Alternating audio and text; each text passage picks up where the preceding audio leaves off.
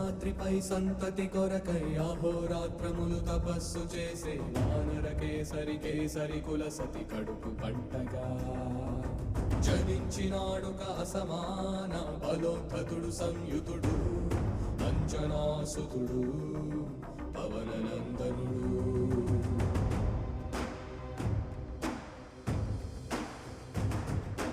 అరుణ కిరణముల ఉదయాత్ముని గని అది పండిన తీయని పంటను కొడి సూర్యమండలము పట్టి తినాలని ఊళ్ళూరే. తన దేహం మాటున రవి మరుగై జగము చీకటైపోగా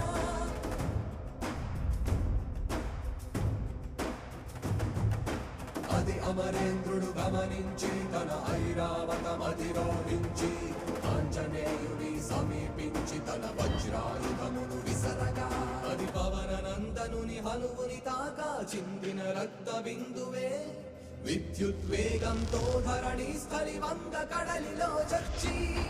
వంద కడలి అట్టడుగున గల శ్రీరంగ శుద్ధి గర్భము చేరియట